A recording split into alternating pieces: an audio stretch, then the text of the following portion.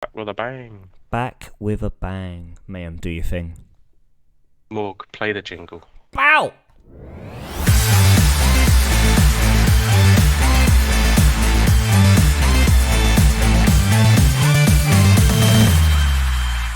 Good evening, ladies and gents, and welcome back to the Football Booth Podcast. My name is Fennan. I'm one of your main hosts.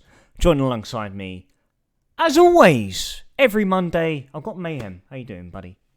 I'm good, mate. I'm good. A little bit of a cough, so I may have to mute in and out of this. Otherwise, you'll have some work editing, but no more Oh, no work than we worries, can. mate. So Absolutely no worries whatsoever. I tell you what, I really thought I was going to go into tonight with a throat feeling like a junkie's carpet because I was expected to appear on another podcast earlier this evening. Unfortunately, that got delayed in the 11th hour, so that did not happen. That will probably happen later on this week.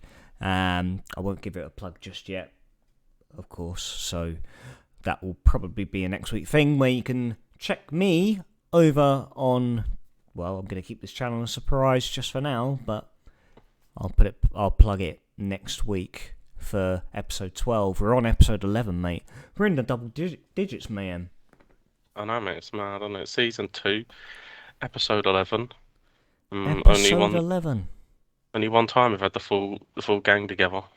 Absolutely. Well, at least the full gang are loyal. Unlike some people, I'm loyal. I'm loyal.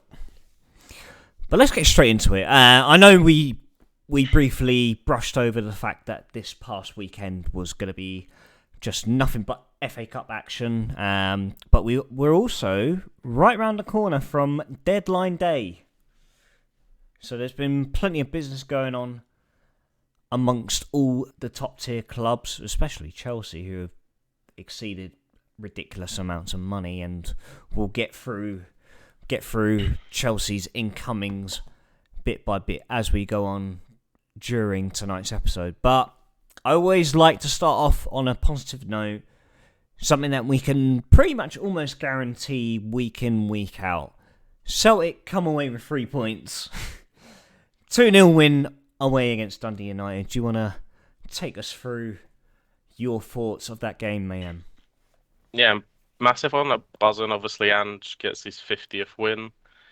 In he levels Brendan Rodgers in the same amount of games. Not quite as quick as Martin O'Neill, who done it a couple of games quicker, but yeah, massive achievement for someone that was going to be sacked by Christmas. Was a fat Aussie that didn't know what he was doing and only cut it in the J League. All the stuff that was coming from the other side of the city, and yeah, so buzzing that he got over the line. It was. It was the first half was a bit sort of bitty, and we had a lot of possession, without really carving out too many chances. Jota looked fantastic, looked back to his best, looked really, really good. And I was watching the game on my phone, coming back from work. So I was on the train was cancelled, and I was on a replacement bus service that I thought was going all the way back to Ooh, Antrim, but it retro. was but I thought it was going all the way back to Antrim. It was only actually going to another station, so I was that engrossed in the game that I missed getting off at the stop I should have. Oh, And Christ. when I looked up, instead of being going down the motorway heading towards Antrim, I was back in Belfast. I was like, we haven't gone very far. I thought you were going to say Luckily, the airport or something at that point. luckily enough, there was another bus waiting, and I could jump straight on it. And this time, I paid enough attention to get off and just make the train. Otherwise, I was going to be stuck for another hour. But overall, I think it was okay. Another clean sheet. Um, Solid defensively. I think Carl Starfelt and Cameron Carter-Vickers is by far the best defensive duo. I think Starfelt's got to be a bit of work when he's on the ball, but to kind of grow into. But they're solid. He wins so many aerial duels, and up against Stephen Fletcher as well, who's a physical presence. I thought they handled him grand. Joe Hart really having to do much in the game. Alistair Johnson again, solid. I'd like to maybe see him get to the byline a little bit more, be a wee bit more adventurous. Greg Taylor was again solid. Good to have him back. Instead of flicking between like Bernabei and Juranovic was over there. Obviously, he's away now, so good to have Taylor back. Um, and then the midfield again, I think it's Aaron Moy's been fantastic in this recent spell, Yeah, keeping it feels like he's gone from strength to strength in the last recent weeks, hasn't he, Aaron Moy? yeah, he's gone up a level. I think when he first came, he was really unfit, and we kind of wondered what we had got. But he's gone strength to strength, been superb. Obviously gets his goal from the penalty spot, but was solid again. Rio Hatate, is a fantastic player. Um, some of the boys that Anne just picked up from the Asian market has been unbelievable. From Leo Labada all the way through to Kyogo and Yeah, 100%. everyone in between. So yeah, there wasn't much happening. We were in control. Never looked like conceding. Obviously, we get the penalty at the end of the first half that then gets overturned. Um, I wasn't shocked that it was overturned. I think it was maybe just a penalty. I think it would have been a wee bit soft, but I think the fact that the defender nudges Kyogo into the keeper as he's Yeah. pumped it, for me it is a foul. But I'm not surprised that when the ref got a chance to reverse it, he reversed it, and we had what the Celtic support thought of that as they blasted out a rendition of "Fuck the SFA." Um, so yeah, I think it was important for us to get an early goal. Jota's goal it's the weirdest, most spectacular thing that I've seen in a while. He's heading the ball kind of in line with the post on the byline, and somehow gets it in. Um, yeah, so obviously once we get that goal and they come out a little bit, was in far more control. The penalty that we do get, that again, the referee doesn't give, and the VAR needs to get involved for the most blatant handball you'll see this season. Um, like the guy's arm is out, clearly blocks it. The guy doesn't get a second yellow card for whatever reason, and Moy tucks the penalty away, and from there it was into cruise control. And we keep rolling. We've got things are going to get busy now. As we start to really ramp up. We're nine clear with 12 to go, and we can just tick those games off one by one, build to the cup final on the 26th of February, and really go full at this. If we win in the final, then it could break them completely because we just look perilous. Take away the weird game, down at St Mirren earlier on in the season. That's literally the only blotch. Every other game's a win, and just seems to get it right again and again and again. And the subs come on. We got to see a wee cameo appearance from O, who looks sharp, looks hungry, looks like a unit. And obviously we've seen today that Marcus has completed his deal to the MLS. So Oh, the he two has gone to the MLS in the end. I know that there was a late bid that came in from, well, I believe it was Atlanta that came in for him, 4.3 million. yeah. So I think they were looking to loan with an obligation to buy, and so we didn't want that. They wanted the money up Yeah, front. that's it. Yeah. Um, so in the end, he's agreed terms and gone to the MLS. So whatever was happening between Juranovic and Giacomakis contract and all the rumours sort of flying around, that's all dealt with now. We can Yeah. just focus solely back on the football. We've brung in the players we're going to bring in. I doubt we'll bring anyone else in.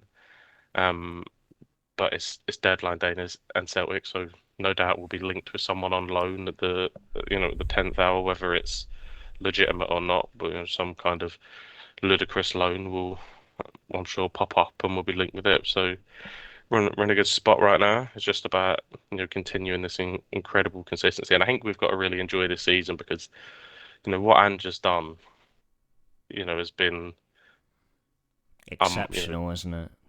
you know Brendan Rodgers did similar things and went off to manage Leicester City, and we see the managerial merry-go-round. Obviously, Sean Dyche going in at Everton, but no doubt there'll be a few teams that will be looking north of the border, seeing the style of play, seeing how he come in, what he's rebuilt, his ability to work in markets that nobody else in sort of within the UK really has tapped into, and he must look like an attractive proposition for a lot of clubs. So hopefully we've got him nailed down on a nice contract. I know he says his family's settled here and he's settled, but he's a manager that could honestly go all the way to the top. This is it, yeah. Like you could easily see him being linked to, mid-table at the very least Premier League clubs next season. There'll be big clubs in Europe that'll be keeping close eyes on him. But I mean, you were talking about potential loan signings on deadline day. Do you really feel that there's any potential areas that Ange should look at? Um, no, I think look, the only place I don't think it's a pressing concern at the moment, but the only place that I'd be sort of wanting to see a little bit more noise about more for the summer is the goalkeeper Yeah, scenario. And that's not to say that Joe Hart hasn't been fantastic for us because he come in and solved the problem. Fraser forced the dip to go and sit on Southampton's bench and play yeah, cup games for Tottenham ultimately, so fair play to him. Um, and we went out and spent big on Villas Barkas, didn't work out. We were flotting around with Scott Bain and um uh Hazard as well.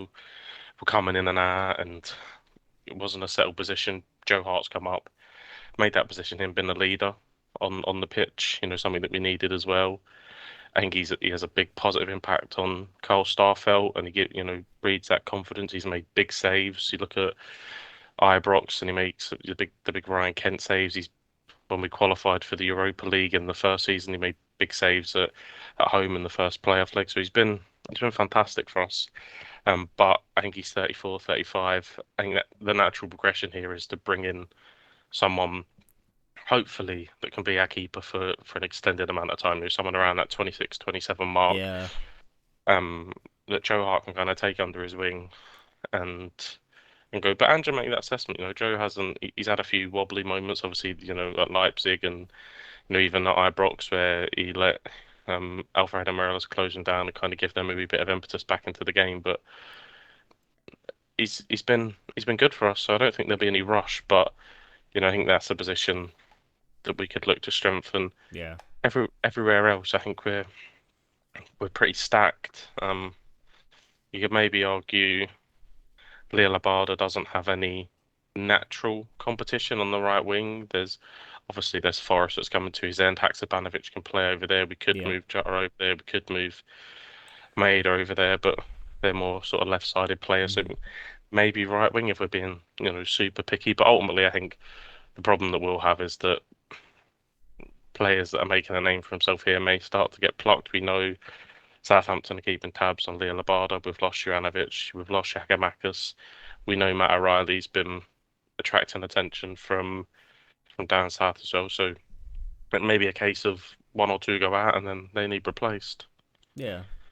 You know who actually would have been quite when we're talking about the loan signings, maybe Celtic missed the trick with Jack Butland, but of course he's moved on loan to United now. But I think he would have been quite the profile that you were, describing right there, where, someone who can come in, at the age of 26, 27. I think Jack Butland's is around 26, 27 years old at the moment, being a fellow English international. Like, I think it'd be the great, quite the ideal relationship that Hart can, nurture Jack and, take in everything that he knows. And I think he would have been long term what Celtic once upon a time with Fraser Forster when he was on the books at Celtic.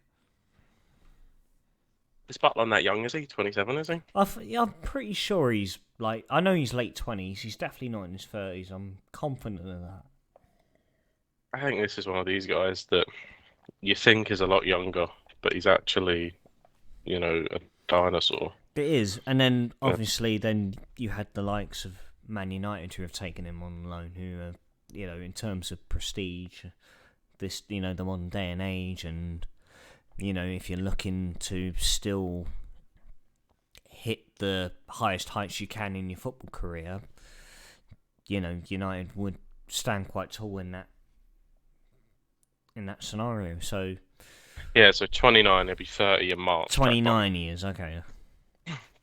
But yeah, look, thank you. It would have been grand. I'm sure there's someone that Ange, knowing Ange and the way he's recruited, there's someone he probably has his eye on. Um, because Scott Bain isn't it?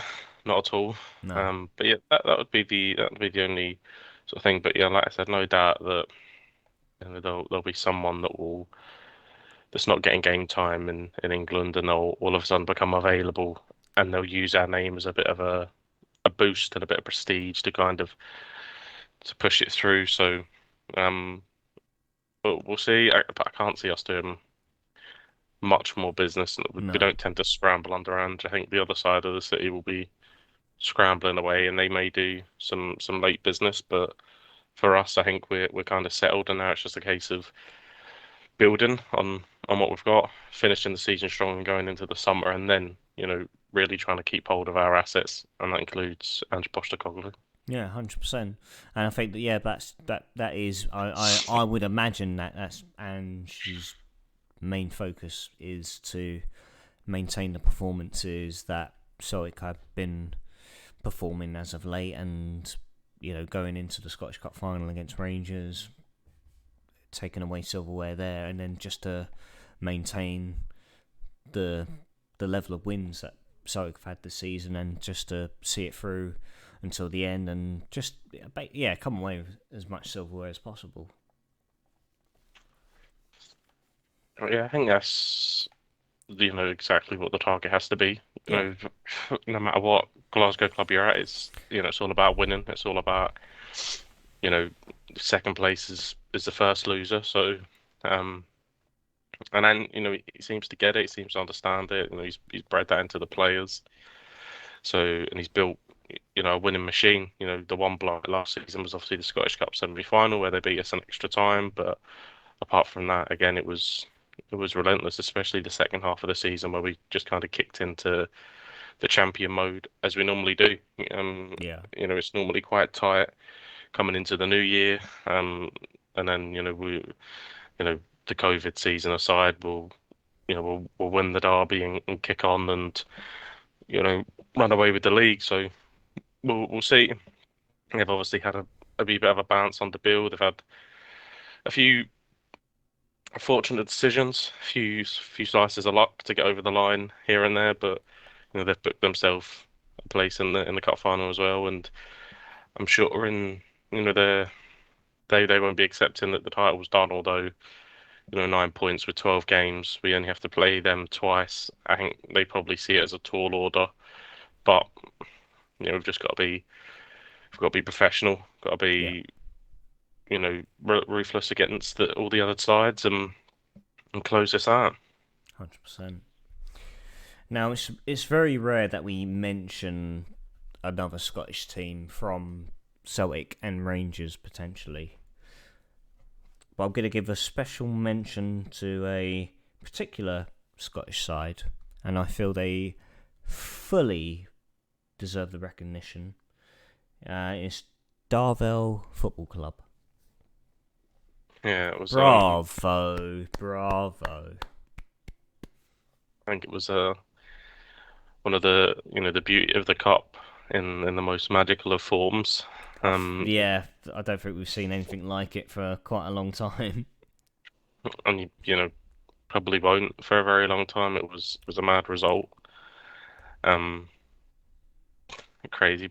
Probably the worst result for Aberdeen, and probably like the worst cup result in Scottish history, or biggest shock. Probably worst result, the worst way to put it, but biggest shock. In Scottish football history, yeah.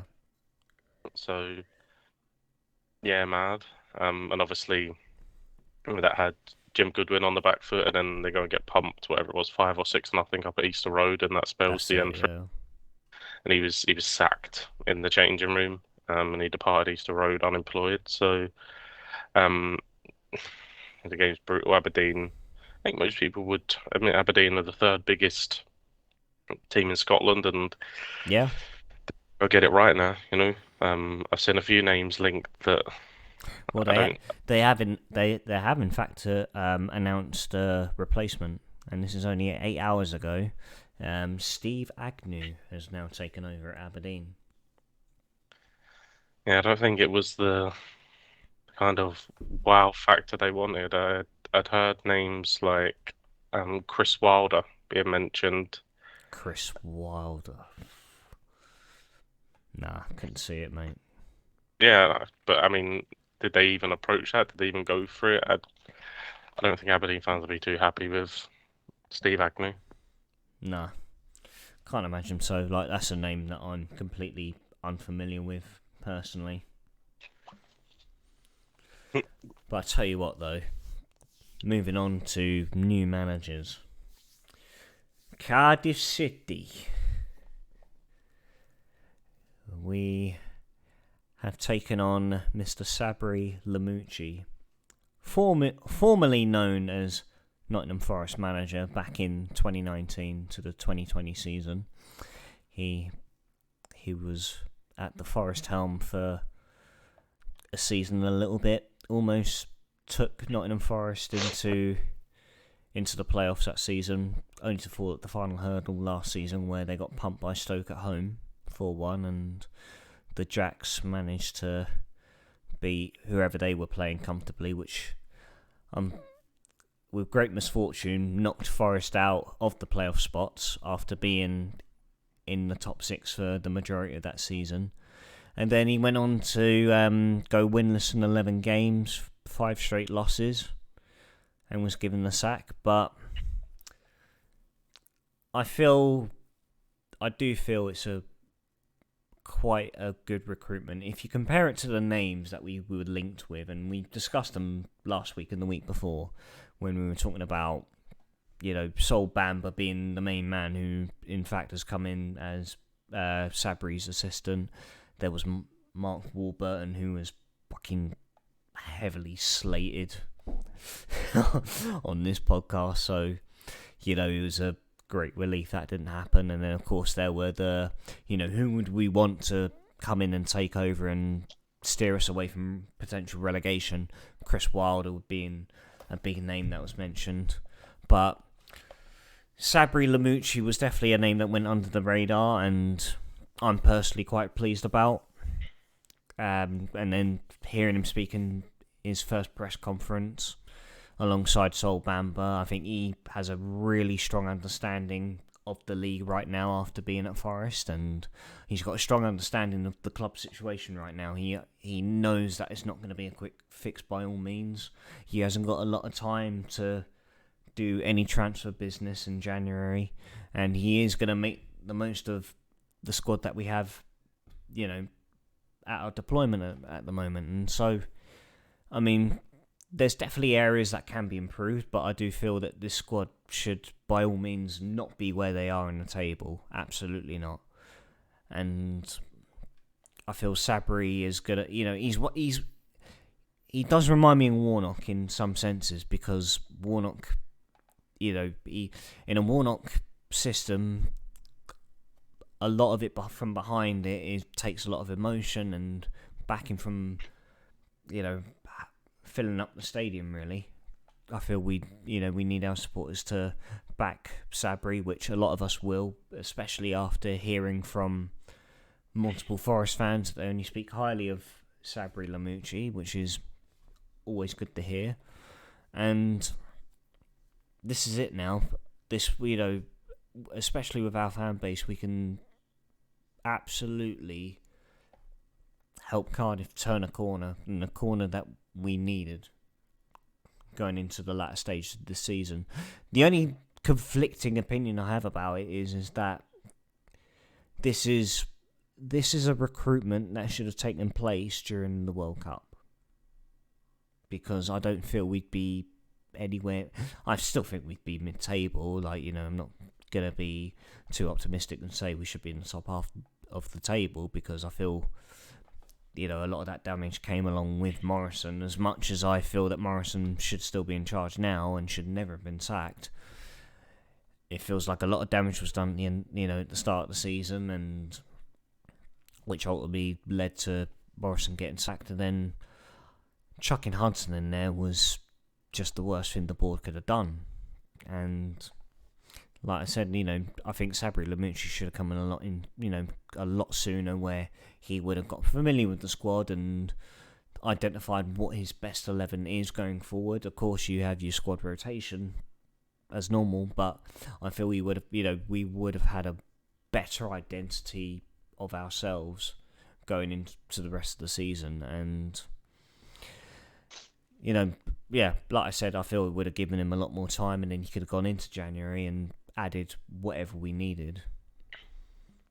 Yeah, I mean, look, we're two fellas sitting there chatting with 16 subscribers and one person watching, and the fact that we could say that Mark Hudson was never going to change the fortunes of Cardiff City, he was never going to, you know, deploy anything new or turn anything around because he was, molded under Morrison. So it was clearly just that we had called out the cheap option, Yeah, the most cost effective, and it's come to really to bite Cardiff in the backside. So it's good they've gone out and recruited a manager instead of just you know bumping somebody else up into a role that they're clearly not ready for.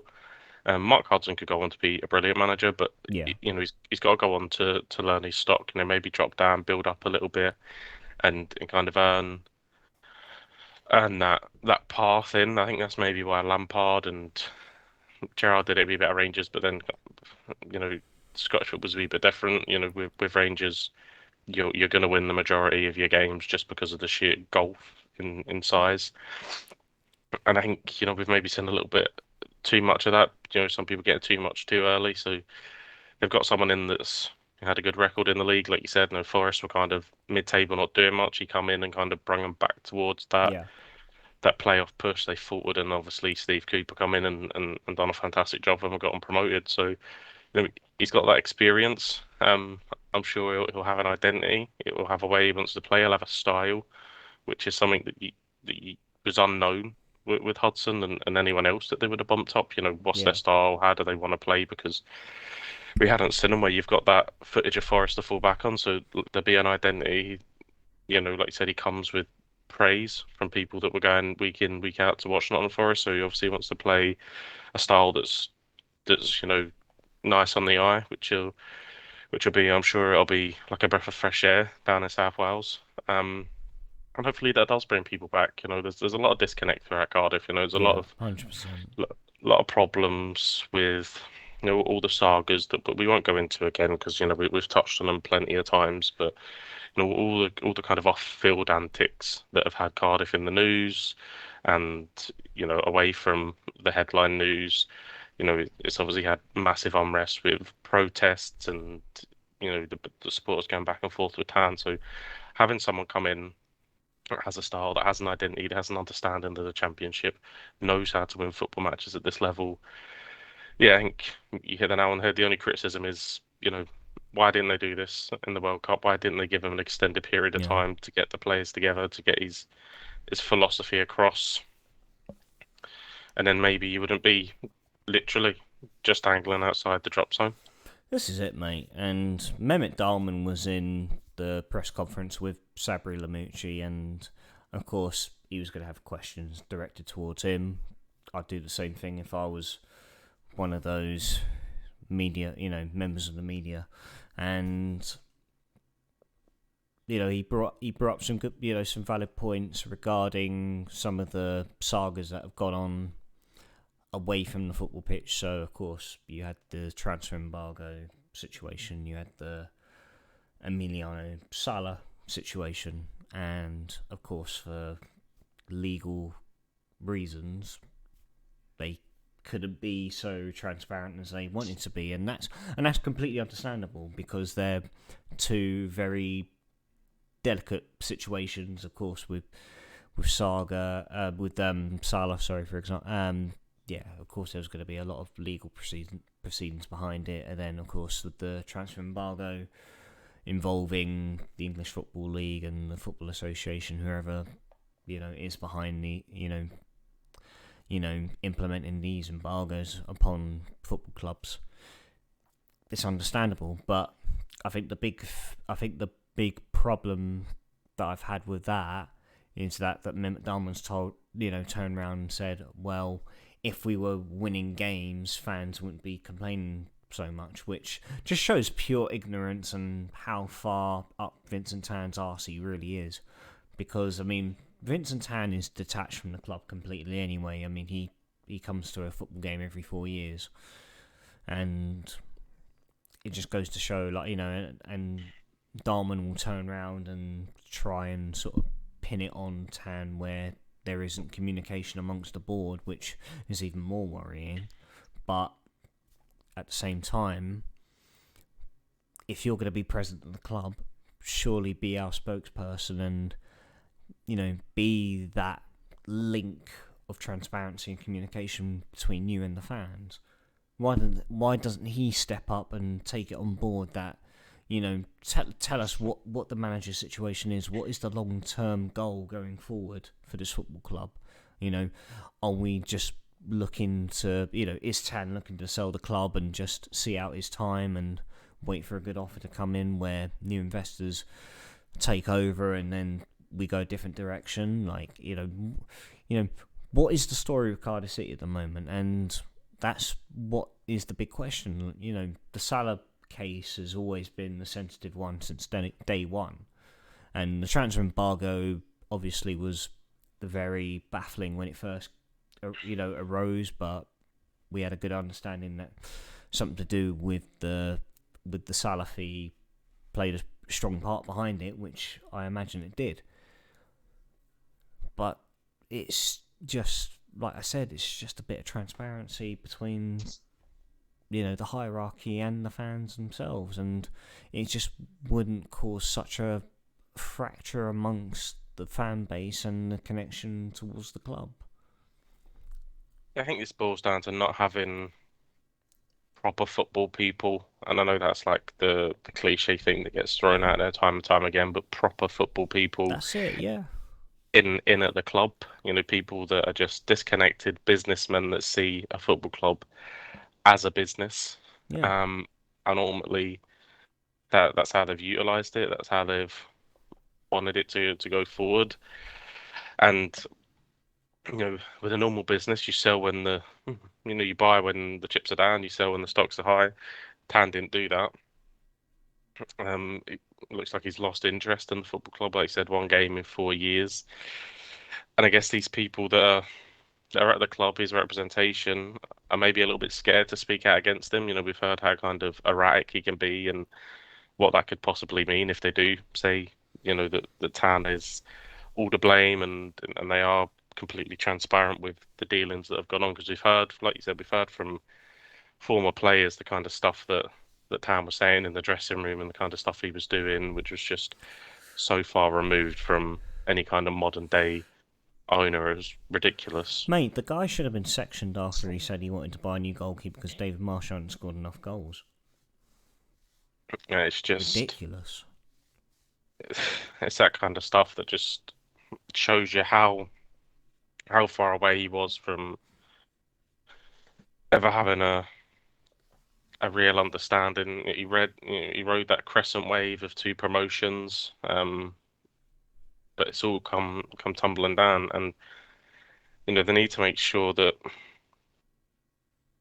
this season again, which is a horrible thought for you after last season, after surviving. But that's what it turns back to now. Pure survival, making sure that next year you are in the championship and getting across the line. Because some of the games in recent weeks has just been silly late goals that have cost you, which would have been vital points. I think just silly goals in general. I think the one against Millwall was easily avoidable. I'm shit. I could defend better than Cedric Kipre. It's mental. Yeah, the Millwall one was mad, but the late goals against the likes of that just criminal. For it stems back a while, mate. Like it stems back to the last game that Vincent Tan attended a Cardiff City Football Club game. Like he was there when we drew 2 with Hull, when we were 2-0 up, and we could see 2 goals within 2 minutes. It's it's the lack of competency in defending and scoring goals. That's our big problem. And fortunately with Sabri coming in, he's a big part of his philosophy is scoring goals and being disciplined and show some intensity, and that's what we need more than anything right now, is to score goals and just to show a bit of a bit of encouragement that we do want to see games out and we want to get 3 points on the board, because that's what we need right now. Going into deadline day, they tease. I mean, the rumor mill is always vicious throughout January. It's the case with every club, and I've seen some ridiculous sources that I've read, like Cardiff are looking to do a swap deal with Wigan with Mark Harris for Joe Bennett, purely because we're lacking depth in the left back role. There's talk of us swapping an attacking player who, again, blows hot and cold as much as Shea Ojo does. But, Joe Bennett, who's been at the club previously for a good couple of seasons, but is, hitting the heights of 33 now. Yeah. It's not, it's not, again, it's the same, it's the same with managers. It feels like a second coming just never goes well. I mean, Ronaldo being a prime example, going to United. Did okay at United coming back, but then obviously ended on bad terms. So, just hearing stuff like that and then being linked with a loan deal for Carlan Grant of West Brom. I do feel we need a second goal scorer, that's for sure, because if Callum Robinson's fucking throwing balls point blank into defenders' faces and getting himself sent off, he can't be our only outlet for goals, Yeah. Yeah, I think there's obviously big holes in that squad that are not going to be filled in January, and he's called that out and says that you know we've got to he's got to utilize the squad he's got. Hopefully, get that new balance. And what the Championship stage was like. If you were to win a couple of games, then all of a sudden you'd have a nice gap and things wouldn't look as perilous as they do at the moment. But easier said than done about getting across the line in the Championship. This is it, mate. But I feel Sabri has found a bit of acceptance that he will focus on the players he has at his disposal right now, and I think that's the best approach you can make. And he knows it's going to be a week by week situation. It's going to be step by step, taking it a game a week and just seeing how far he can take us. But I do like to think that his mindset and his mentality, his philosophy will drive us in the right direction. And it's not the case of where when we were constantly linked with Neil Warnock to come back. I think short term, I think he would have kept us up realistically. But again, looking for the following season afterwards, I feel Sabri Lamouchi seems a more realistic candidate in that perspective, 100%. It sounds like an appointment that has sparked a bit of optimism. Yeah. Um, and hopefully for City's sake, he can bring a new dynamic, because that, like, the squad itself. When you glance over the squad, I think you could ask anyone in the Championship, and you look at the squad, it shouldn't be where it is. I don't think it's a particularly good squad at all. No, But there's no. certainly enough there to be easily, comfortably, 14th, 13th, Mm. 14th, in absolutely no danger of getting promoted, but certainly nowhere near, going down to League One. So it's it'll be interesting times. Obviously, he hasn't got to worry about the cup. All that nonsense is done. It's the league, solely the league. And he's got to whip the players into shape and really really get them playing for the badge. And you see teams like Luton and even Millwall to a certain degree. Like when you look at their squad on paper, they're not like fantastic squads, but they have this desire, this hunger, this togetherness that wins them football matches. The goal they scored against you just comes from someone, not giving up on a lost cause, and he pokes Yeah. it in. So a little bit of hunger, a little Yeah, bit. and Cardiff are quite they're quite familiar in that sense as well. Like we're when you look at you look back at the squad that we had with Warnock, it was a strong sense of togetherness that took us up really, because we didn't play immaculate football week in week out. We showed spells, but I mean the squad, like you said, like the squad wasn't overly great. Of course, we had some outstanding players in. At that time, it was Junior Hoylett, Sol Bamba, Sean Morrison, Joe Rawls, who had a fantastic season. I think we still had Aaron Gunnison on the books as well. There was still some characters that you would feel that would take us into that, carry us into the top six. But you look at everyone around them, most of it did come with, just pure togetherness, like you said. Like it was a union, and there was, it was just a strong sense of familiarity amongst the players. I think even looking back on those squads again, they maybe weren't big names, but I think there were solid championship names in there, like Craig Noons, like Jay Bothroyd. These people that Oh yeah, you probably, go back far. Yeah, if you go back far, further than 2017. Yeah. Oh, there was definitely there was times where we had a squad that was destined to go up, and we failed to do so. yeah. So that yeah, kind of goes on the roller coaster, and obviously you've had special players like Peter Whittingham, that could pull that out, but they're sort of once in a lifetime, once in a generation kind of talent, So it's it'll be difficult for him to kind of pull together. I think a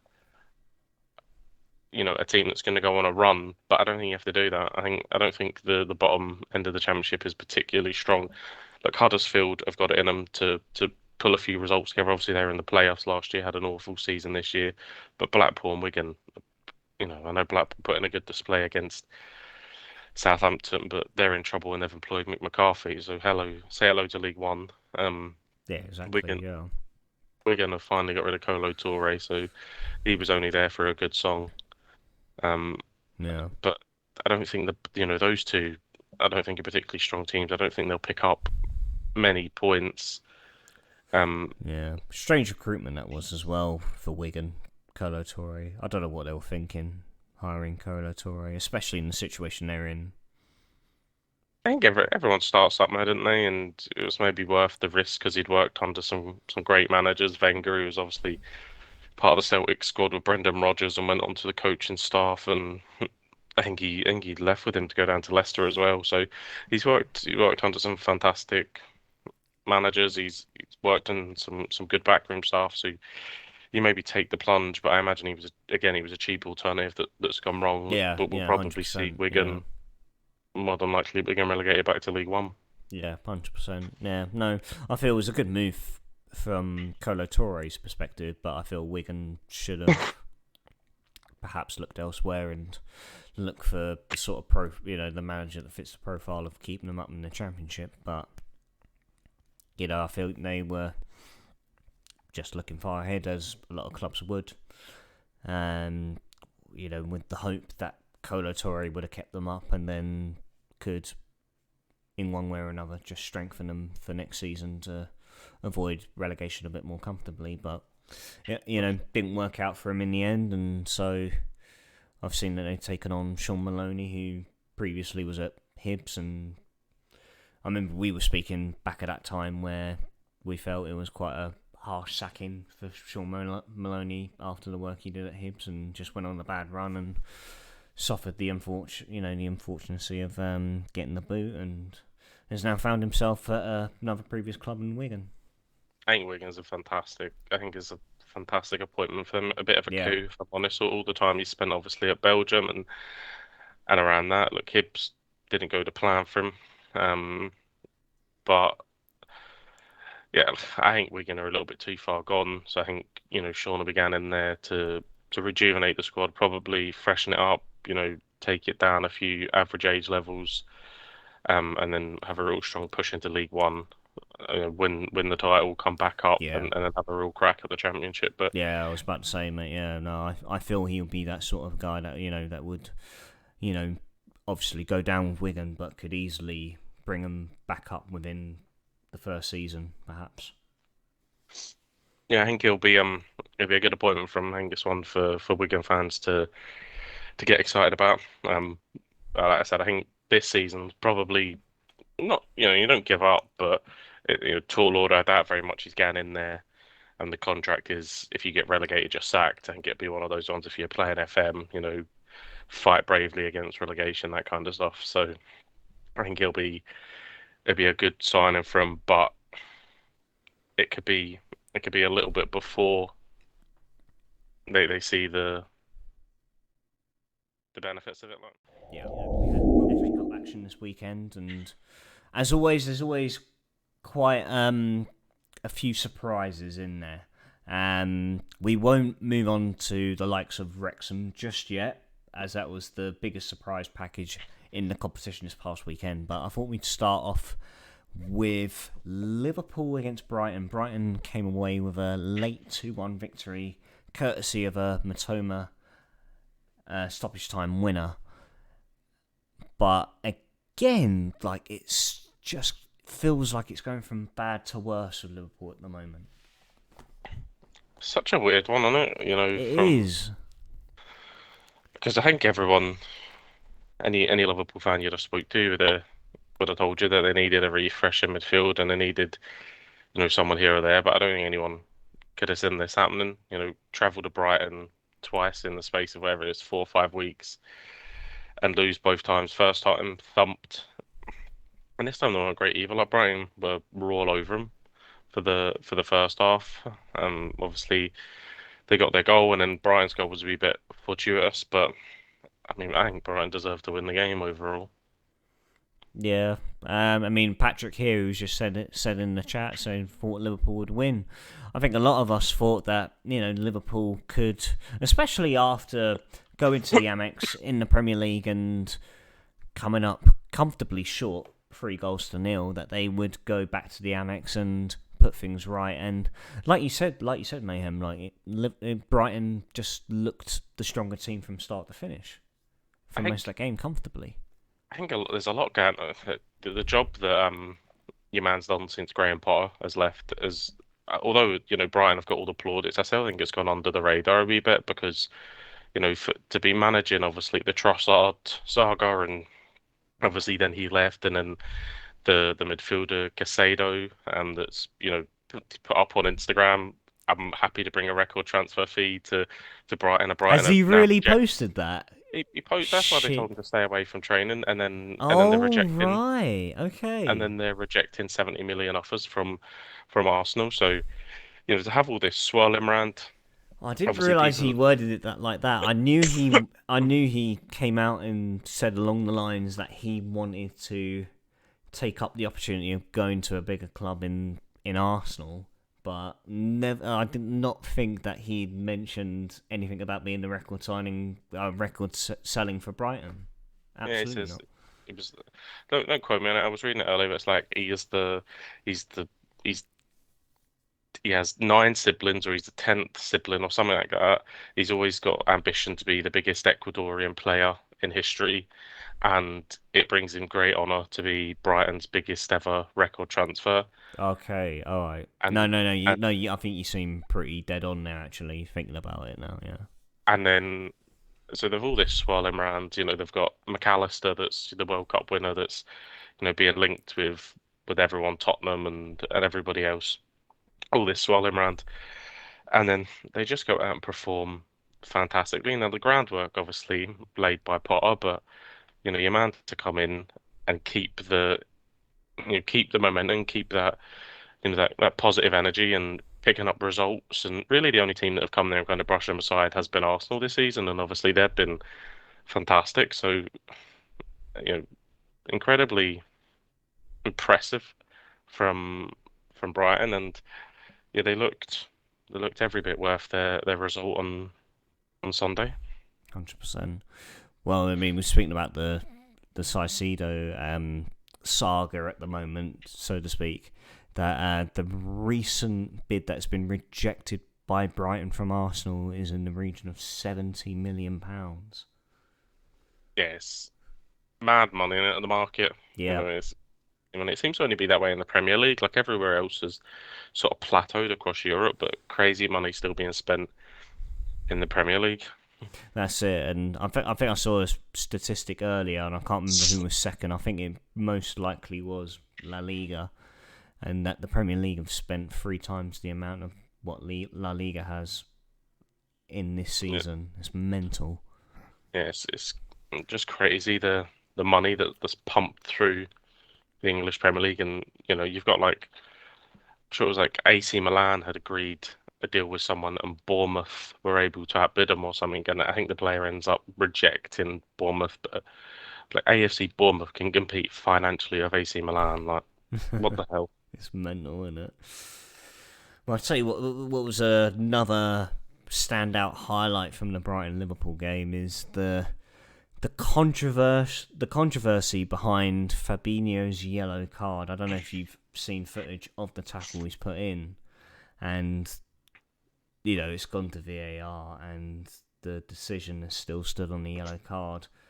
No, it's a Easily red on card. another day, it's a straight red, On 100%. on any other day, it should be. Like, Yeah, I, I don't. We've spoke so much about VAR, whether it be north of the border in Scotland or down south, but just another showing of them being incredibly inept at yeah. their job. Because that is a red card every Yeah, single and day. I think even Fabinho knows that as well. If you look at his facial expression after he's made that challenge, and he's put his hands up, he's gritting his teeth like, "Oh shit, I've fucked up." It's it just goes to show, straight red every day of the week. Yeah, it was an awful tackle. Like, Absolutely shocking, but I mean, doesn't mean anything now. I mean, Liverpool are out of the competition. He came in with a yellow. Doesn't really mean anything now, and Brighton go on to the next round. I haven't seen who Brighton have who they've drawn. I know there's one team in particular that we know will play based on what the I think result is in the replay. they got Stoke or something. Brighton have got Stoke. Okay, that's not a bad draw. It's not a bad draw. But that team that I was mentioning there was little old Wrexham. Uh, Currently in the Vanarama National League, they were drawn at home to Sheffield United after I can't remember the team off the top of my head, but I believe they were in League One in the previous round that they managed to knock out, and then got a home draw to Championship side Sheffield United, and agonisingly almost got the job done over them, but unfortunately a 95th minute equaliser from John Egan takes it to a replay at Bramall Lane. yeah, I think it's kind of reminiscent of that. Was it Sutton United that went on a similar run a few years back and eventually come unstuck against Arsenal? That's it, yep. You know, it's just I don't people don't take the FA Cup. When I was growing up, it was a massive thing. It was huge to win Yeah, the it FA was Cup. huge, yeah. But they don't need it because of who their owners are. But the resources that this will be generating from will be fantastic. There's a great feel around Wrexham at the moment. They sell out their stadium pretty much every week. Yep. Um, but the lights and the cameras on them are a much higher level, and they're showing that that they'd be well worth. They're top of the obviously the National League at the moment, and they'd be well worth that promotion. And if they were to get, I think we spoke before about how like the National League's like a bottleneck. It's difficult to get out of there, but then Yeah. teams that come up, tend to fare pretty well because there's not a huge level between League Two and the National League these days. So I wouldn't be surprised if Wrexham managed to get up this year. That they find themselves battling for promotion next year because the likes of Mullins and these players that they've brought in could certainly would be at home in League Two, and they're proving that by beating, League One opposition and almost knocking out, a Sheffield United team that are chasing promotion back to the Premier League. This isn't some mid-table Sheffield United team. This is a Sheffield United team that could very well be playing in the Premier League next year. Yeah, 100%. And like you mentioned there, Mullen. I mean, he's even getting mentions as to, he's in that conversation as to whether or not he should get a Wales call up. The limelight that Wrexham are under at the moment, he could even get a call up. I don't know if it's the right thing to do, because of some of the other players that are playing at a higher level and maybe haven't had their chance, but I think he's certainly playing below his level, and he's Yeah, proven that 100%. Yeah, massively. yeah, hugely. And then, of course, if they do somehow overcome Sheffield United at Bramall Lane, they do have is it the fifth round or the sixth round that they're going into? The fifth round. The fifth round. So they'll have a fifth round tie against Spurs. Yeah, massive, isn't it? Huge, huge draw. They'll be gutted with that draw. They didn't hold on, but just more stoked to the fire. They're obviously not have the surprise factor that they had on them. They won't have the passionate home support, but because it's the FA Cup, Sheffield United will have to give them a surge percentage of the ground, so they'll be there in their numbers. But Sheffield Yeah, United, I think maybe they took them a little bit lightly, but they certainly won't be doing that um, this time around. So tough ask for a Sheffield United team that are in good form, going well in the Championship. But yeah, what a prize if they manage to overcome them. A trip to the Tottenham Hotspur Stadium. yeah, definitely. A lovely stadium to go to as well. I mean, I haven't been there just yet, but seen from the outside, it looks very glamorous, if I say so myself. But then, in any of the other FA Cup fixtures, I think the next one that really comes close to being like a shock result is Sunderland getting a draw at Craven Cottage over Fulham. It sounded like a great game. I was I was kind of I was watching Final Score, and obviously they were kind of saying it was back and forth, and it was a cracking atmosphere, and the 15-year-old scores, and then it's ruled out by VAR. The 15-year-old scored a goal for Sunderland, and they thought they'd won it. The VAR rules it out for offside. So Oh, God. yeah, it would have been magical for that to happen. Um, but yeah, Sunderland were apparently very, very good on the day. Again, maybe Fulham taking them a bit lightly because they're going so well in the Premiership. But look, that won't be easy for Fulham to go to the stadium, and like 50,000 will be packed in there for a chance to get through to the fifth round. And they're on a resurgence as well. They were trapped in League One for a long time. They obviously Yeah, got themselves up, and they're looking up at the moment. And no, I think they're just outside the playoffs at the moment, so they're they're on doing that. well this season, Sunderland. Yeah, and they lost. I remember when they lost Alex Neil at towards the start of the season, where he decided to jump ship back to Stoke, and then Oh, well. there was questions as to whether or not whoever came in was gonna be able to sort of maintain the level of performances that Sunderland have been putting up when they were under Alex Neil. And yeah, they've managed to maintain that, and they've had a massive resurgence this season. And it's good to see a club, at Sunderland stature, big stadium. It would be a great away game to go to in the future if they were to still be in the Championship. No, I think they've done really well this season. They've had a very, very good return to Championship football, and there's no doubt where they'll get the backing behind their board, and they could easily strengthen to really push themselves next season and surprise a lot of people. Yeah. Obviously they've got that boy from United who had a piss poor loan spell at Rangers, and he seems to be doing all right in the Championship. So he's found his level. Yeah, That Diallo. Armadillo, yeah. They've got Paddy Roberts down there, so Paddy a Roberts few. doing well at Sunderland. They got Jack Clark, who's that former Leeds boy that Spurs signed, and Yeah, so we've got a few names that are obviously going well, but yeah, it'll be interesting to see. But it's massive. I think I was looking at the draw, and it was it's mad because either so Ipswich or Burnley. It, I'm not sure, it may have been, no, I don't think it was. I think Fulham or Sunderland, the winner of that gets Leeds.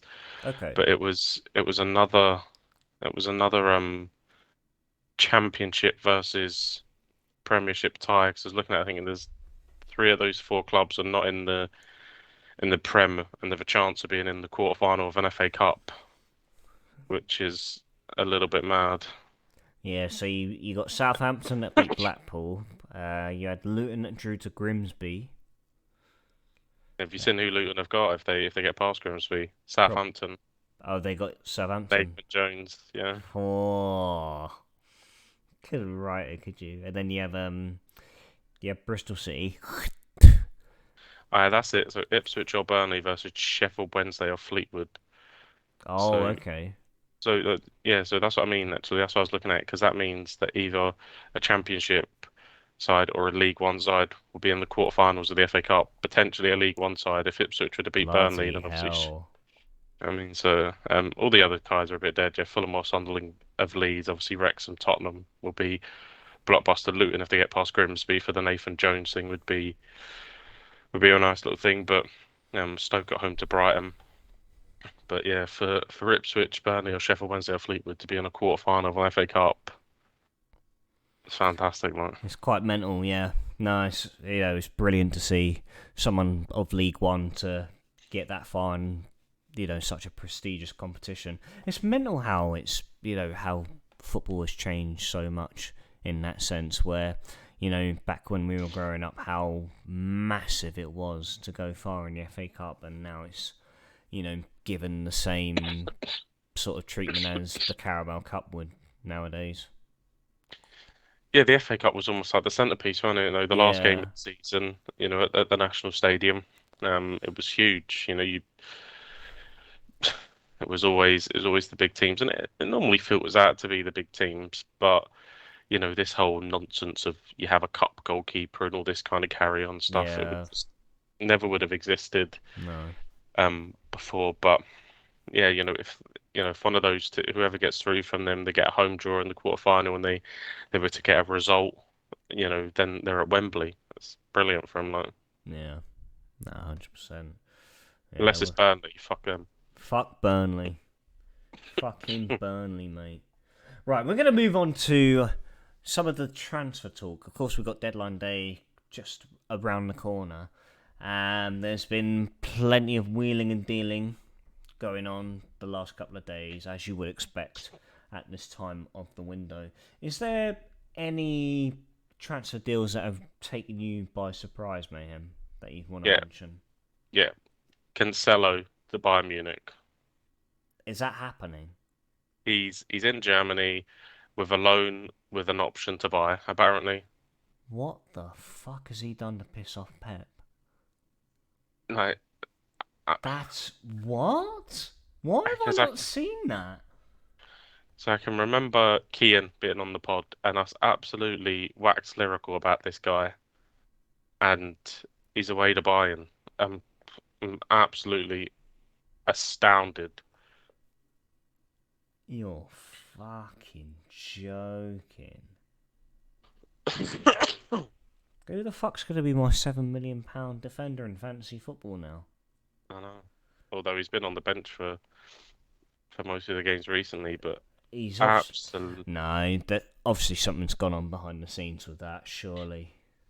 Well, you'd have to think so because the guy's a fantastic football player, and Bayern are getting a fantastic footballer. So I don't quite see the logic in it. Especially with them wanting to obviously chase Arsenal down and go deep in the Champions League. To lose a player of that level just seems like madness, especially when you're playing. Was it Nathan Ake that was playing left back in the cup? Yeah, On Nathan Ake played left back. Because I have been curious as to what was going on with João Cancelo. Because I know he hasn't featured a lot as of late for Man City. And no, I had absolutely no idea he was linked with a move to Bayern, and that the fact that that could well potentially be a formality. That's mental. Yeah, it seems to be he's in Germany, so it seems to be progressing. Apparently, it's a loan with an obligation to buy, so I don't even know what the fee is. I mean, I imagine the fee would be. I'm trying to think. I think realistically, it'd be at least 50 million euros. I imagine. Well, I mean, Got to be. you'd think so, but it just I don't know. It's so confusing why they'd even want him to go. Yeah, no, that's the thing. Yeah, just thinking that initially is just nuts. I'm so staggered by that. I had no idea about that. I mean that trumps my surprise, and I was going to say just purely because of how much Chelsea have spent this transfer window. Chelsea have in fact come out and told Benfica that they are prepared to pay Enzo Fernandez's 120 million euro release clause, which is Yeah. 105 million pounds. Um. Again, I don't quite understand how they're doing what they're doing. Um. But yeah. Um. I think it's something to do with So apparently because the option yeah, to buy the fullback is 61.5 million. Which in this current market, you look at Conceição from Brighton knocking back 70 million pound offers for Conceição, and this guy for under 62 million. Yeah, it's an absolute snip, isn't it? fucking Arsenal should look at that then. If that's the case and that's what he's going for, no, put that 70 million into Cancelo. You get a fucking you get a world class fullback, arguably the best fullback in the world, for cheaper than Caicedo. And I mean, what's Cancelo? 27 years old. You get a good 5 years out of him there, at the very Just least.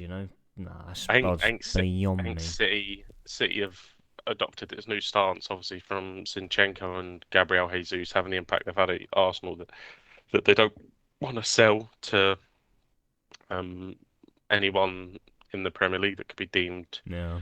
as a threat to them. So I don't think they would do that business. But letting Cancelo go to anybody is madness. And Bayern, although Bayern are a massive football club, massive institution, they're not Real Madrid or Barcelona. So I don't think it would have been Cancelo actively pushing to want to go to Bayern. He said, I think there's something happened behind the scenes, and Pep wants him out of the changing room. That's why they've given him on loan before they've even said, well, you can buy him off our. Yeah. But it's just one of those names that you just he's one of the he was one of the last individuals that would have come up on your shortlist as to who would go for Man City, especially in January as well.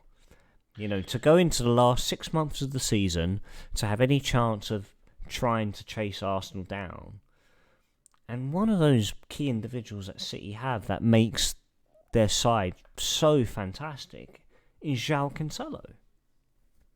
Yeah, it's a strange one. But obviously he wasn't playing. Yeah, there must be more to it. There's got to be, yeah.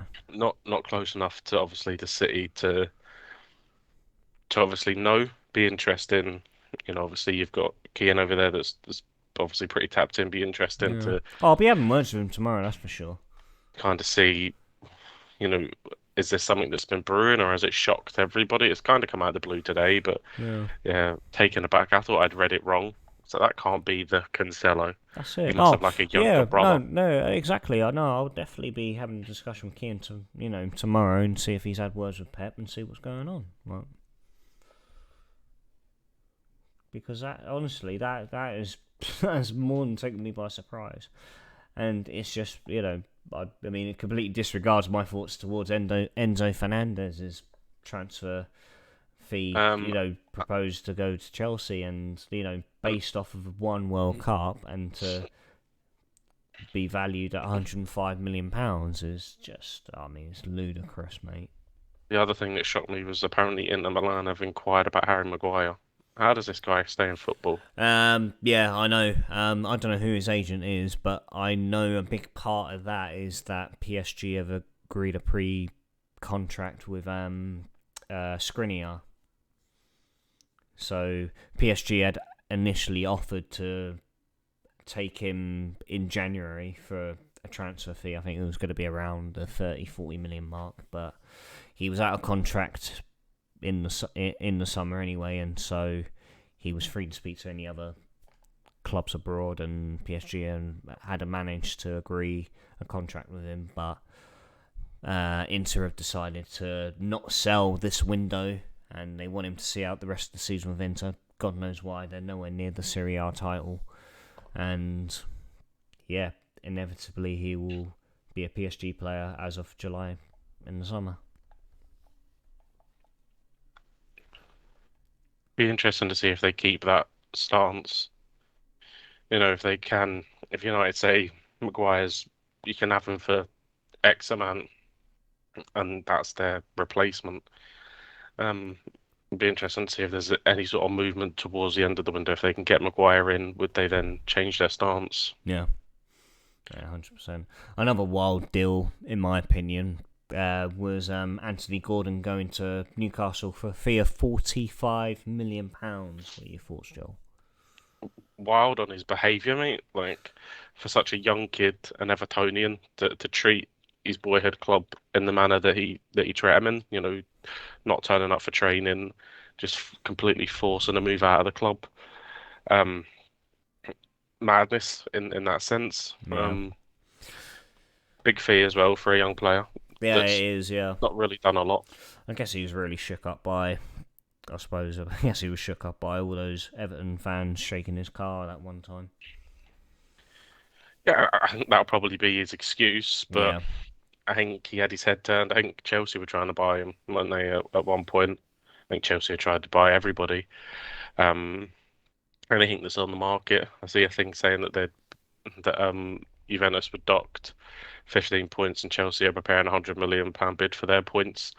So they're just trying to hoover up anything that's going at the moment, just flooding their team with anyone that's on the market. But yeah, the way that Gordon's gone to be from that city, like Liverpool is such a unique city where you grow up in such a different way than you would. And like, he's gone up the yeah, northeast, which is the same. They're very passionate up there, and obviously the Newcastle project is an exciting one. But yeah, the way that he's gone about it is, I'm sure it leaves a sour taste in many an Evertonian's mouth. Like, yeah. No, definitely. And a player who was highly regarded by the Everton faithful, and it's a difficult situation with Everton right now. I mean, I know they've taken on Sean Dyche after sacking Frank Lampard last week, and the club's not been in a good place in a very long time.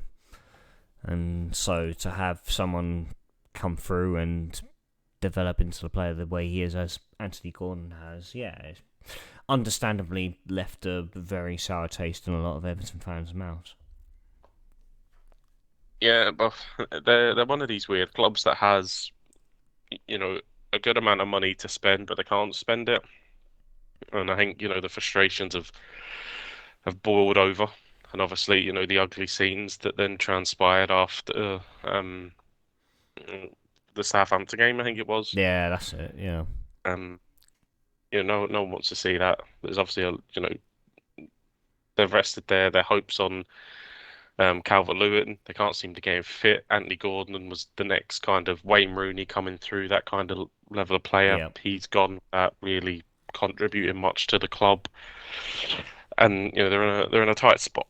They're in a tight spot. The recruitment that seemed decent enough, and some of the likes of Mope and that to bolster a team to really take them away from the drop zone, and they've fallen short of that, and they're right in the thick of it. Um, and yeah, Dyche I think is a strange one because the kind of football that he's going to come in and play is not going to be He's not going to play fast flowing football. No, it's going to be quite unfamiliar for a club like Everton, so to speak.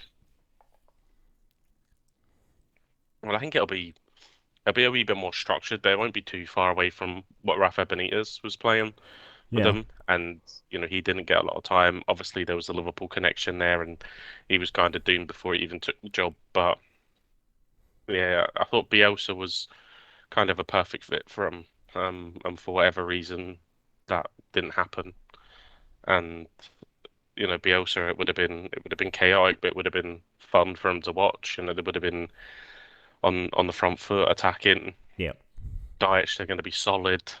They're not going to give much away, and they're going to utilize the set pieces and the counter attack, and it may end up being a fantastic appointment. It may keep them up, um, but it's not going to be tantalizing and beautiful total football.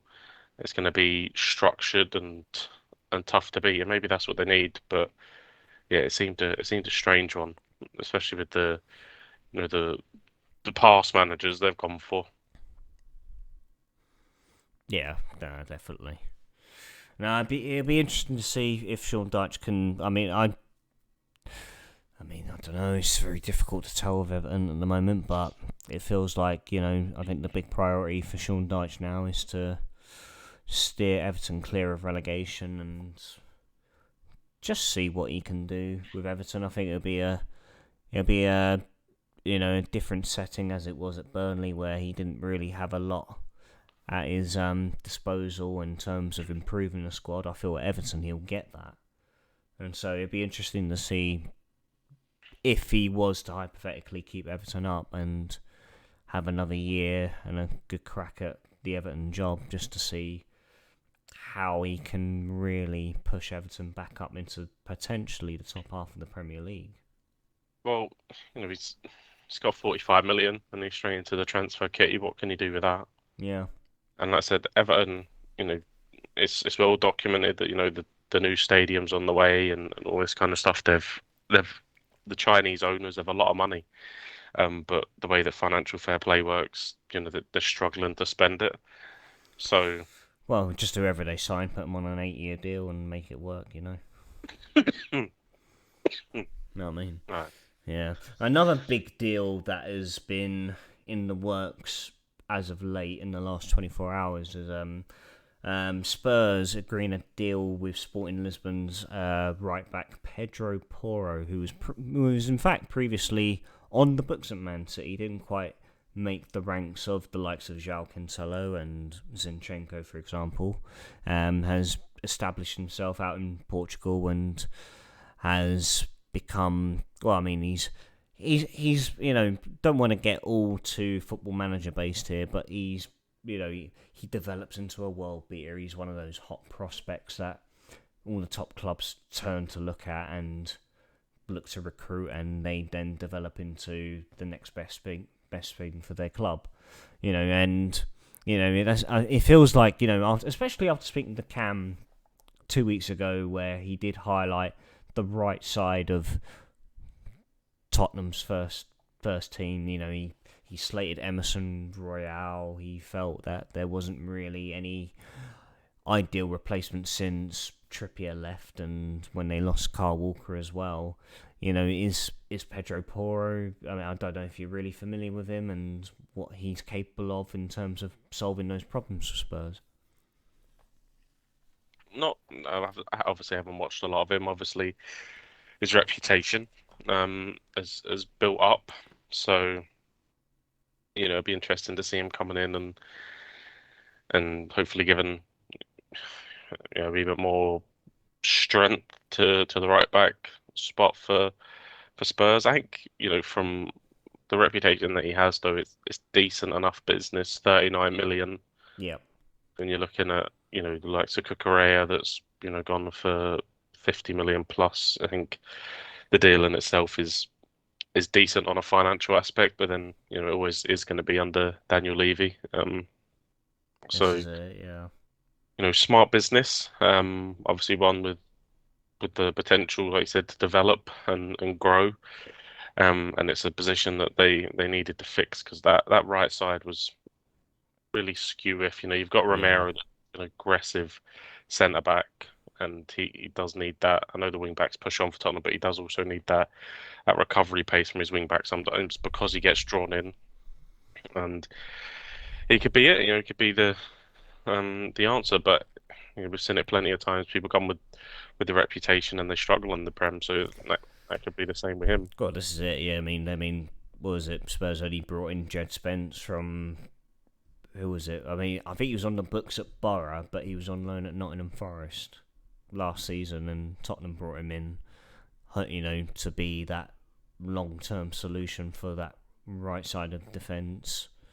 Yeah, And that's a strange one. I don't know what's happened with him at all. yeah, like he just, things just haven't taken off for him. I don't know if it's again the case of that there's been things going on behind the scenes, but then he's been linked with moves away on loan and wanting him to continue developing. But it's a very bizarre situation. I feel with Jed Spence, and can't really put my finger on as to what the problem really is, and the fact they've turned and splashed out big money on a right back from abroad who is, I think, perhaps the same age as Jed Spence, early 20s, who's got bags of potential, a lot of uncertainty around him as to whether or not he can go straight into that first 11 and prove to be that long-term solution for Tottenham's right side of defence. And yeah, it's there's massive question marks as to whether or not Pedro Porro is the answer to it. Yeah, well, I think Jed Spencer's looking at the fact that he couldn't get game time in front of Matt Doherty and you know Emerson Royale. I think that says a lot, especially with the scathing reviews that have been coming from Spurs fans about the right back position. So Yeah, it's a strange one because it was obviously Conte brought him. It's not like any other manager brought him. Conte brought him in, but yeah, I don't think he's even played a game for him. I certainly haven't seen a game that he's pulled on. So and he was fantastic for Forest last season. So it's a strange one that he hasn't even had a run of games with how weak they've been in that specific position. yeah, exactly. Right. I'm not going to end it just yet.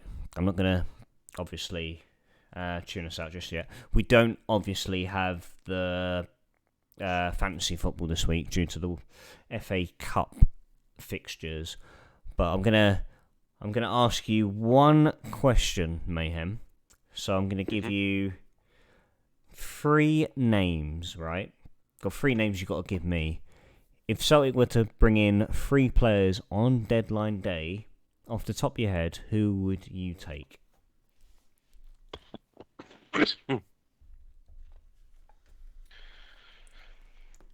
Wow.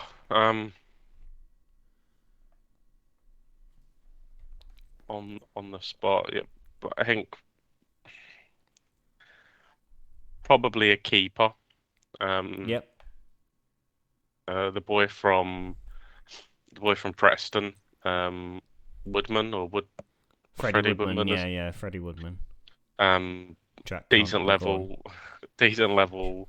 Um, I think he was previously at Newcastle before he went down there. Young to still develop. I think he would come in and be a decent understudy to Hart with the understanding that maybe transition into being our number one next season. Um, and then I'd be struggling with who we've already kind of brought in. Um, I think we're pretty stacked.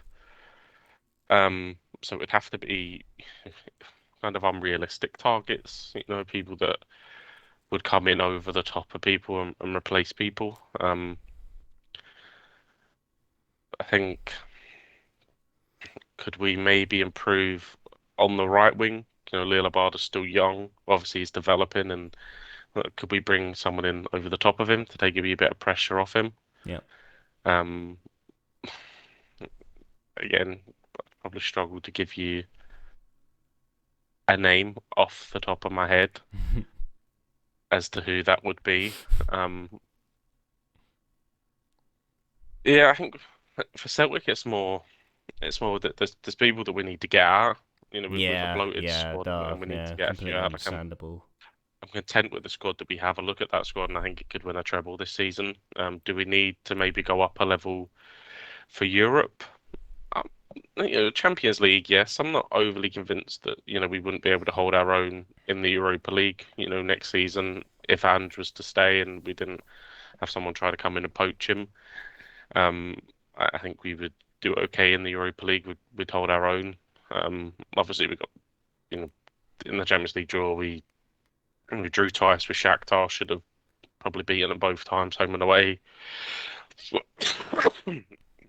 And then when you've got the likes of Madrid, you know you're you're struggling, and Yeah, but the home game we didn't look out of place. Obviously the away game was a great spectacle, but we were sort of taken apart, and then um, was the other team Leipzig, I think. Again, we were in the game away from home. We were one each before sloppy defending, and Kunku, you know, dazzled for a little bit. So I think we're grand.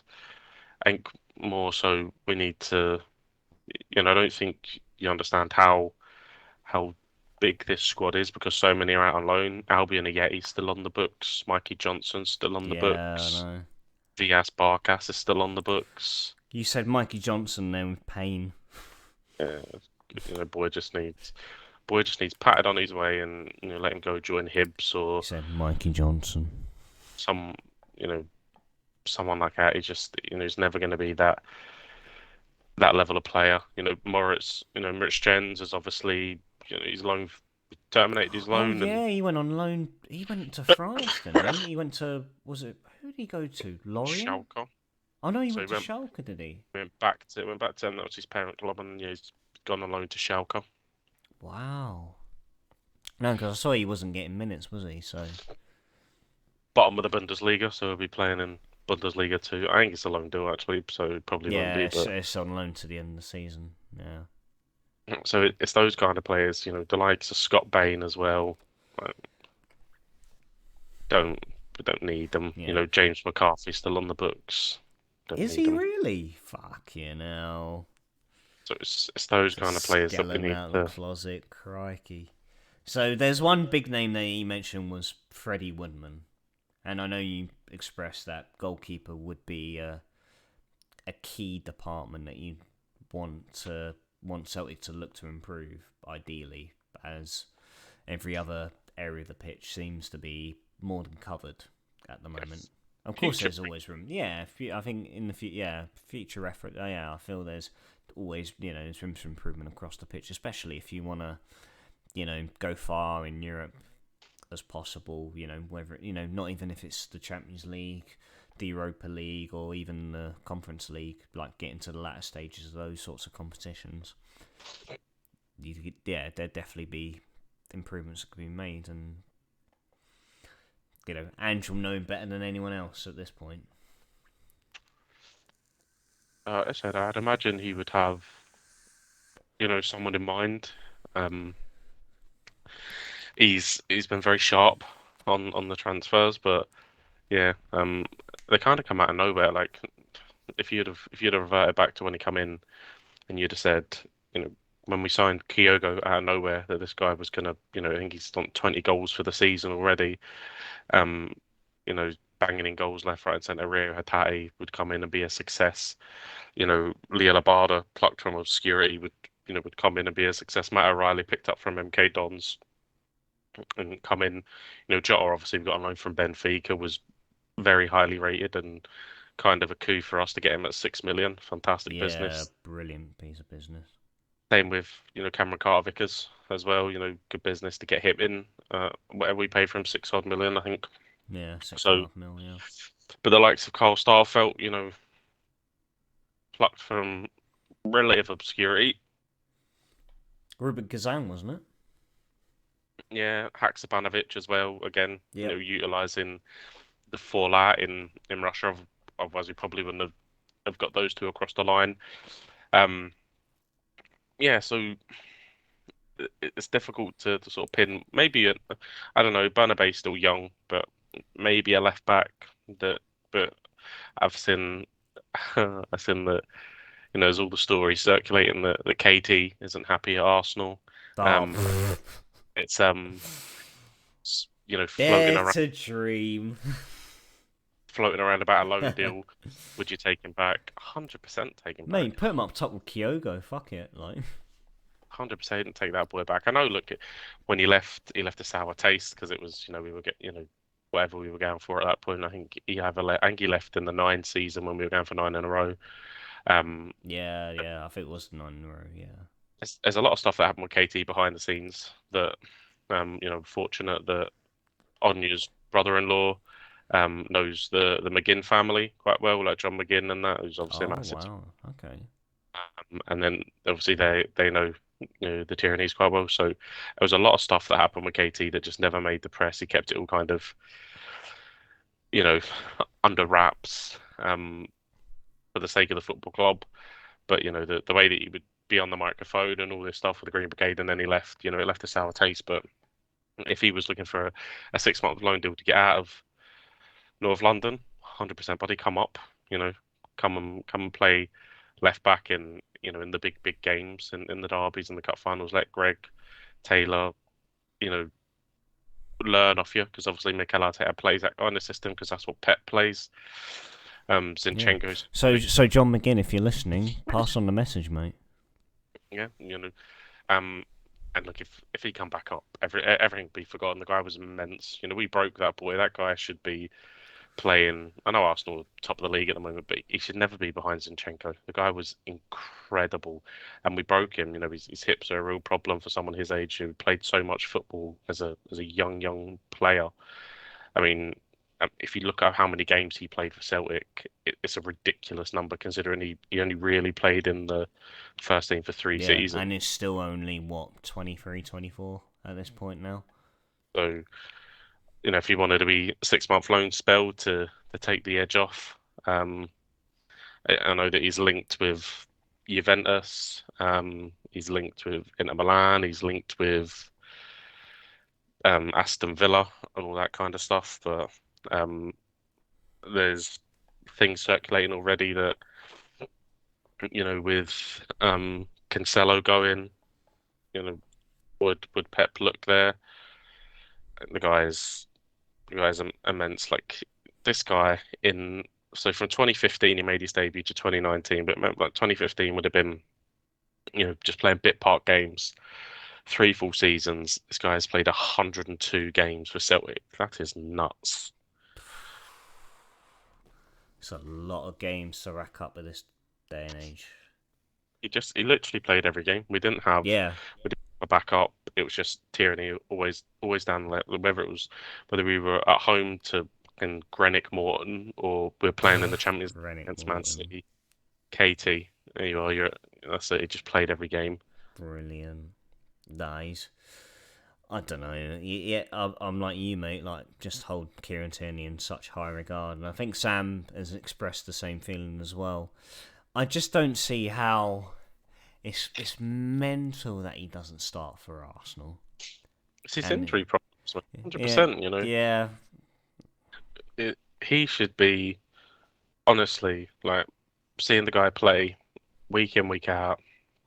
He's past you know Cancelo, you reckon the best left back in the Premier League, if not Europe? fully fit, and at 100%, he's right up there, Yeah, right up there. yeah, no, Certainly too good to agreed. be back up to anyone. No, absolutely not.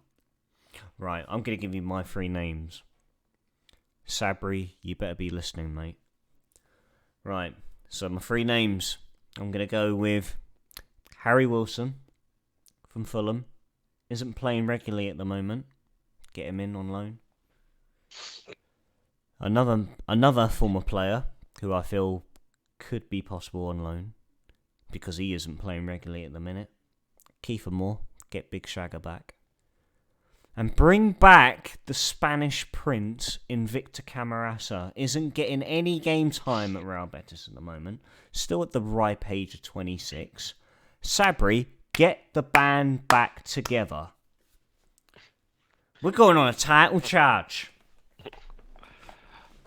After saying don't come back, or second stints don't work, you just name a load of people that have been there before. Doesn't matter. Mate, Sabri's at the wheel, mate. Sabri Lamouchi. Sabri Lamouchi. He hates the Bristol, he hates the Swansea. Cardiff are magic. 1, 2, 3, 4. Sabri Lamouchi. We'll probably get battered by Luton tomorrow night. But no, I'm there's a good sense of confidence around Cardiff at the moment, which is very rare nowadays. So I'm looking forward to what he can bring to the football club, and fingers crossed we can come away with much needed 3 points tomorrow against Luton. Just feel sorry for all the away fans that have to walk through people's back gardens to get into the away stand. So, fuck's sake. Yeah, Yeah, so, but we're gonna end it there. Mayhem, pleasure as always, mate. Thank you for joining me this fine evening. Anytime, mate. Anytime. Brilliant. Everyone, thank you very much for listening and tuning in. If you are new to the Football Booth podcast, you can catch all episodes over on Spotify, Apple Podcasts and Audible. If you'd like to check out all of our live recordings, you can find us over on our YouTube channel, The Football Booth. Make sure to tune in Monday nights from 9 o'clock GMT. Whilst you're over there, drop a like, subscribe and ring the bell for notifications to keep you up to date as to when the next episode drops. Until then, ladies and gents, it's been a privilege, it's been a pleasure. I bid you all good night and we'll see you all next Monday. Good night and the star.